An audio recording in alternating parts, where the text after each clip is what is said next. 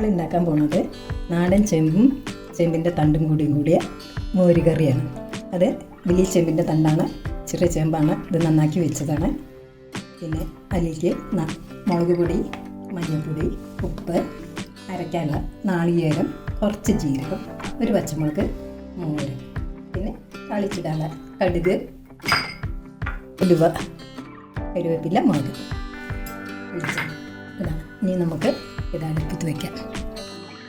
തണ്ട് ചേമ്പൊക്കെ ഇതിലിടുകയാണ്. ഒഴിച്ച് തണ്ടും ചേമ്പും ഇട്ടു.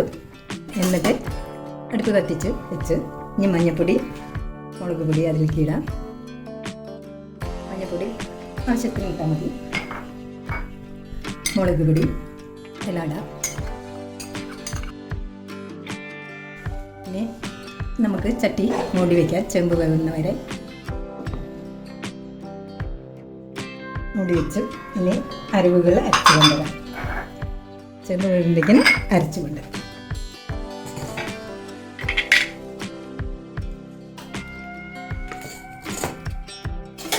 നാളികേരം, നല്ല ജീരകം, പച്ചമുളകുമാണിത്.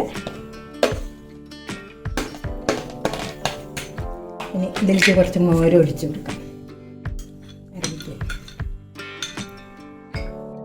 ഇനി ഇത് അരച്ചു കൊണ്ടിരിക്കണം.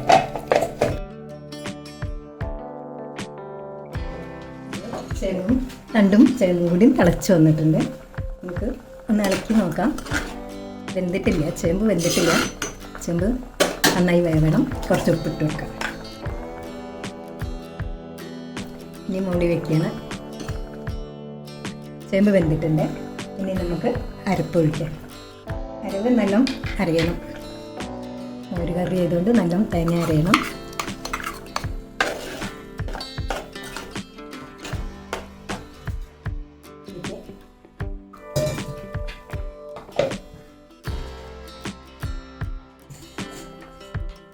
വെള്ളമൊഴിച്ച് സ്റ്റവ് ഒന്ന് ചെറുതാക്കി വയ്ക്കുക.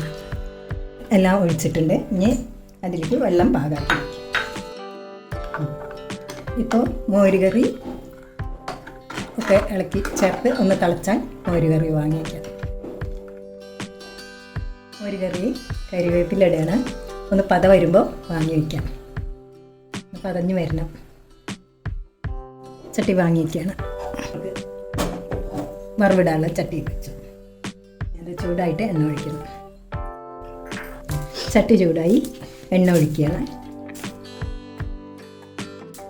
എണ്ണ ഒഴിച്ച് എണ്ണ ചൂടാകുമ്പോൾ കടുകും മുളകും ഉലുവയും കരുവേപ്പിലയും കൂടിയാണ് ഇത് ഇട്ട് വറവിടാം.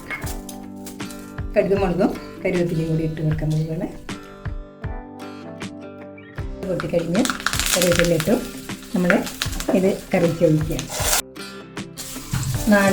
നാടൻ മോര് കറി റെഡിയായി.